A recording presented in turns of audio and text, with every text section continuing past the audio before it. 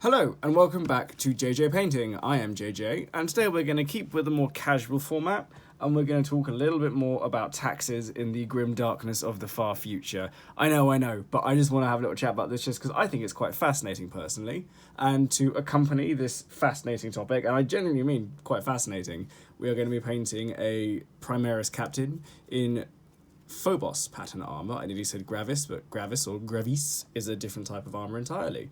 So this is what we'll be painting today, whilst we chat about the grim darkness of the far future, where there is only war, and presumably taxes. So this idea came around very much just as a matter of curiosity for me more than anything else. You know, I'm an adult, I live under a European tax system, we have to pay a certain amount, either it's taken off of our salary, or you have to pay it at the end of the year if you're a freelancer. So there's a few different ways, but ultimately the rates are roughly the same.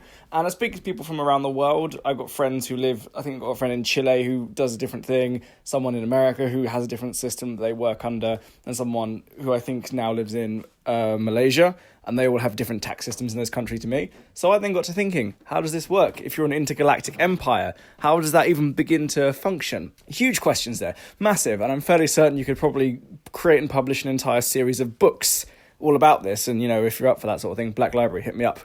You know where I am. Anyway, so what I was wondering is just to kind of bring it down to a few key points. That's kind of what I'm thinking about today. So the first one are the really basic things, like what would the top rate of tax be? And what would the bottom rate of tax be?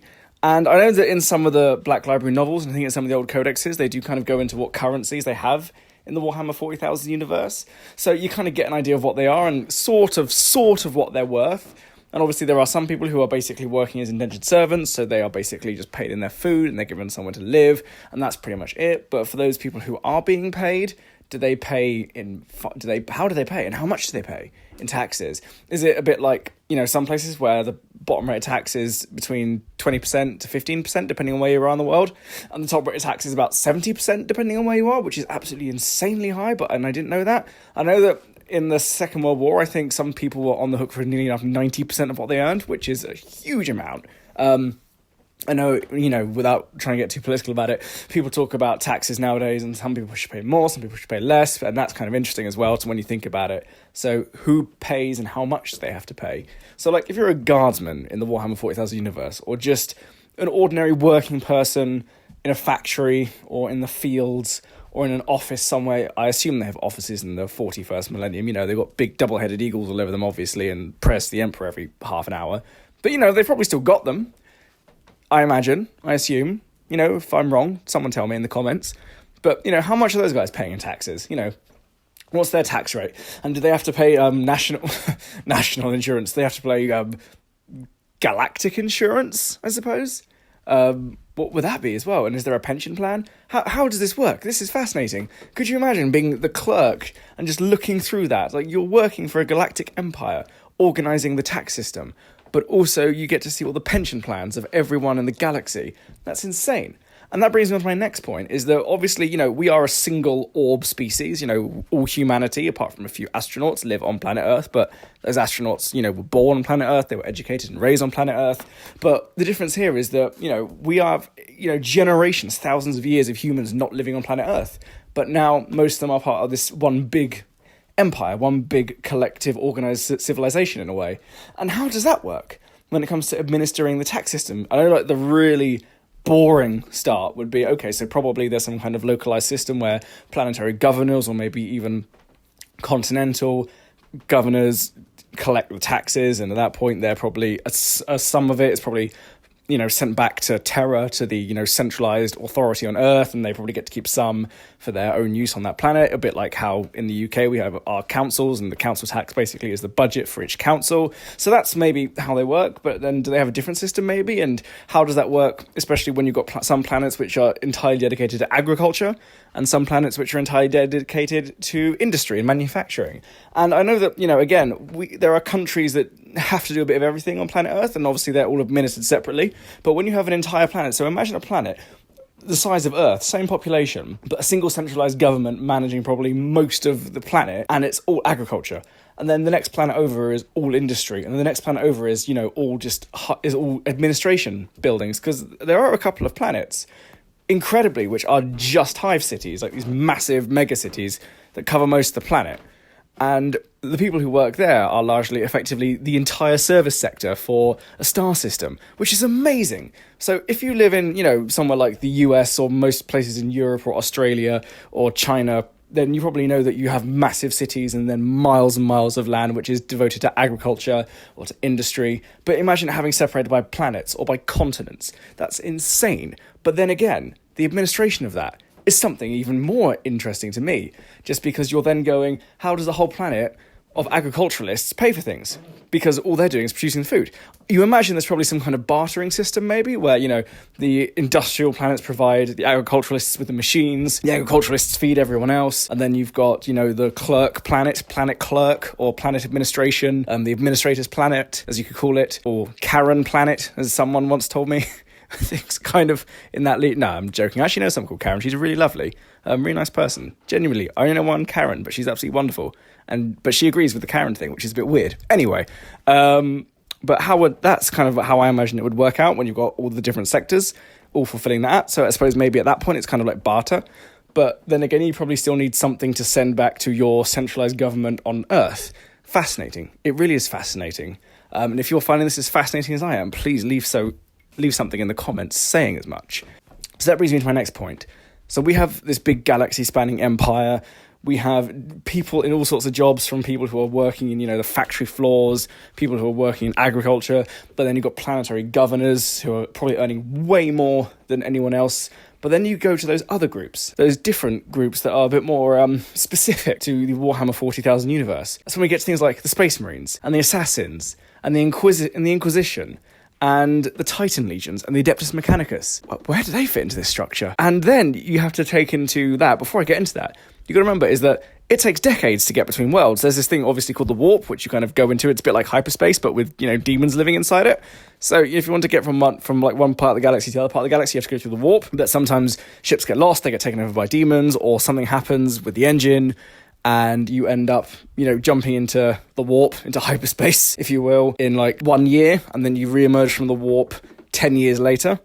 And at that point, you're also wondering, just as a side note, do you have to pay all those years in back taxes? If you were declared dead, and it turns out you're alive, are you suddenly on the hook for all those years and years and years of unpaid taxes? If they go, oh, you're alive, in that case, John, you can pay these 11 years worth of unpaid taxes on your ship.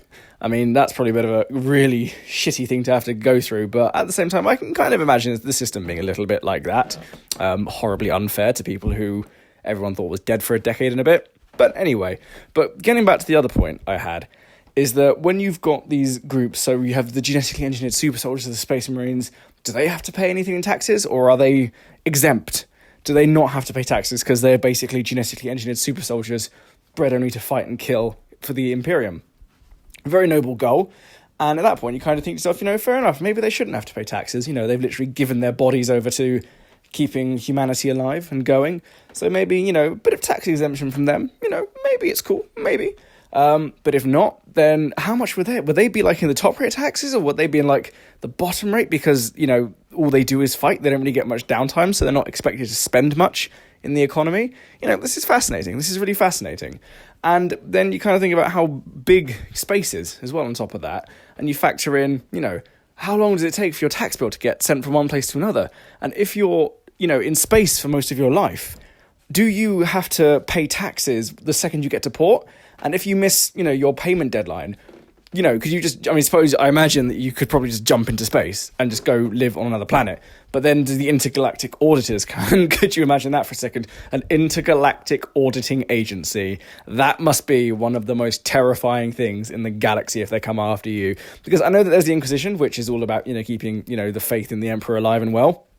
Although that's taken a bit of a hit in the Dark Imperium novels, which I have reviews for recently. Link to those below, probably, if I remember. But they are all about keeping, the faith alive and making sure that everyone does as they're told and, pray to the Emperor and all that. But then imagine that you have an intergalactic auditing agency that come after you, so you literally can't escape into space because they'll just follow you. That's terrifying. And also it must be insane that you think that, we have auditors in space. And that whole thing from Star Trek, Space, the Final Frontier. In this universe, not anymore, buddy. The auditing firms will find you wherever you go. But anyway, this brings back to the point I was making before. is that, you have these groups. So you have the Space Marines, the Adeptus Astartes, as they're also called, and then you've got the Titan Legions, the Adeptus Mechanicus. The Adeptus Mechanicus are kind of their own thing, but then it makes you wonder, is they're going then enforcing that, like I said, with the Intergalactic Auditing Agency, who is probably the most terrifying group in the galaxy. Forget the Chaos Space Marines. Forget all the deadly alien races. Forget literal gods. There's an Intergalactic Auditing Agency. And if they come down on you, you're in trouble. You're in real trouble. But then, the last thing I want to talk about this, because again, I find this really fascinating. I don't know if you do. But if you do, then please let me know below. What happens, like I said earlier, when you've disappeared into the warp, or you've disappeared for a few years, and if you've got to pay back taxes or not? What happens if you are alive, but in stasis, for example? So, Gulliman, I made a passing joke about it in one of my reviews, but Gulliman's been in stasis for 10,000 years. He's a Primarch. They're probably big earners, right? They probably earn quite a lot of money. And he's awake now. He's alive. Could you imagine being the poor person from the auditing agency who has to go up to Robert Gulliman, of all people, and say, I'm very glad you're alive, but I now need you to pay 10,000 years worth of back taxes, which have gone unpaid since you've been put in stasis. Here's your 28 days notice, or we're going to repossess your fleet and your legion and your planet, probably, to pay for it. And that's another thing. What if you can't pay? What do they take? Do they make you a servitor, so you end up working in a factory as a mindless drone? But if you're a planetary governor, do they repossess your entire planet and sell it to someone else? That's something else which is amazing. This is a really tricky and really dense subject, and in some ways I know some people might find it really boring, but in the other way I think there's probably some absolute comedy gold in here, if not a really fascinating story in its own right. But who knows? Let me know what you think in the comments, because I'm kind of on this, and I want to talk about this a bit more, but only if other people are willing to chime in. So please let me know in the comments below. So here he is, all finished and done. I hope you enjoyed this little chat about the tax system in the Warhammer 40,000 universe. Please let me know below if you do, and if you want to see more casual content like this while we paint and chat. In any case, thank you very much for watching. Like and subscribe, and see you next time. Goodbye.